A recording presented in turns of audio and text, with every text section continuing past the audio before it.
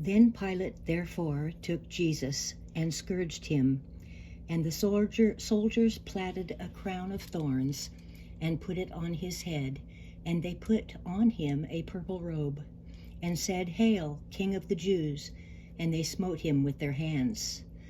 Pilate therefore went forth again, and saith unto them, Behold, I bring him forth to you, that ye may know that I find no fault in him. Then came Jesus forth,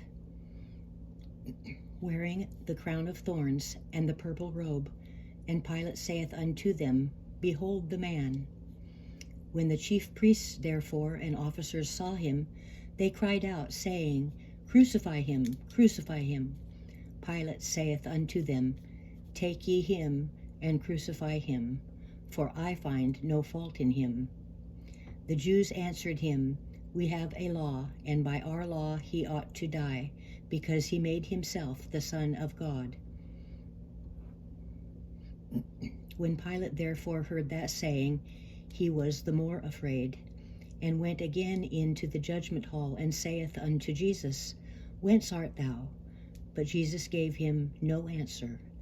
Then saith Pilate unto him, Speakest thou not unto me?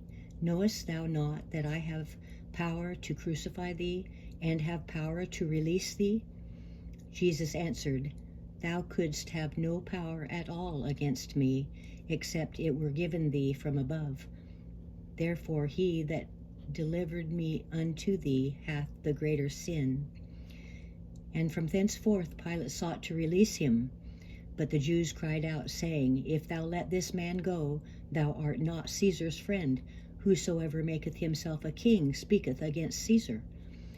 When Pilate therefore heard that saying, he brought Jesus forth, and sat down in the judgment seat in a place that is called the Pavement, but in Hebrew, Gabbatha. And it was the preparation of the Passover, and about the 6th hour. And he saith unto the Jews, Behold your king. But they cried out, Away with him, crucify him. Pilate saith unto them, Shall I crucify your king? The chief priests answered, We have no king but Caesar. Then delivered he him therefore unto them to be crucified. And they took Jesus and led him away.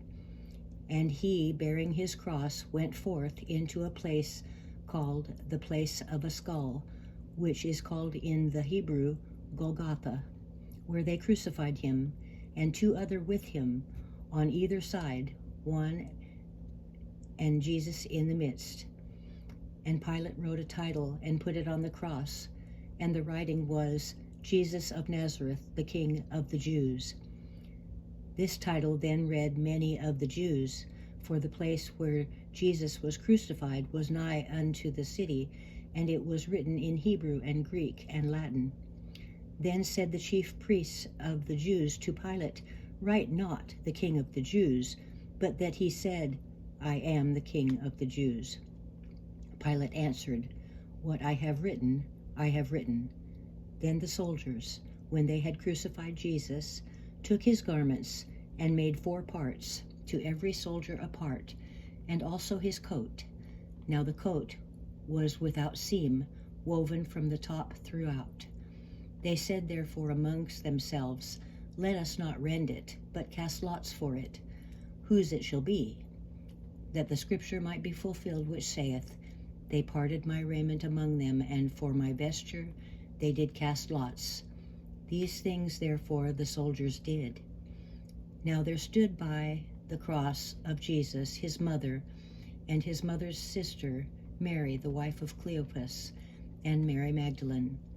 When Jesus therefore saw his mother, and the disciple standing by, whom he loved, saith unto his mother, Woman, behold thy son. Then saith he to the disciple, Behold thy mother. And from that hour that disciple took her unto his own home. After this, Jesus, knowing that all things were now accomplished, that the scripture might be fulfilled, saith, I thirst. Now there was set a vessel full of vinegar, and they filled a sponge with vinegar, and put it upon hyssop, and put it to his mouth. When Jesus therefore had received the vinegar, he said, "It is finished." And he bowed his head and gave up the ghost. The Jews, therefore, because it was the preparation that the bodies should not remain upon the cross on the Sabbath day, for that Sabbath day was an high day, besought Pilate that their legs might be broken, and that they might be taken away. Then came the soldiers and brake the legs of the first and of the other, which was crucified with him.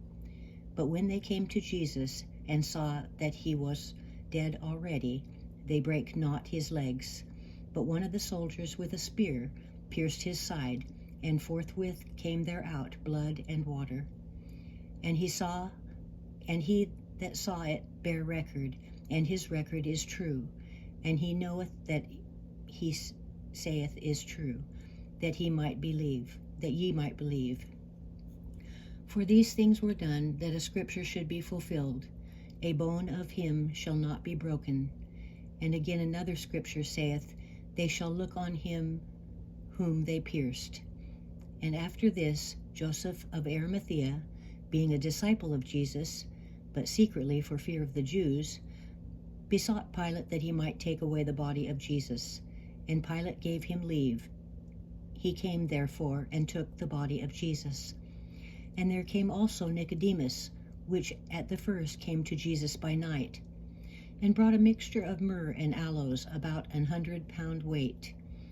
Then took they the body of Jesus, and wound it in linen clothes, with the spices, as the manner of the Jews is to bury. Now in the place where he was crucified there was a garden, and in the garden a new sepulchre, wherein was never man yet laid.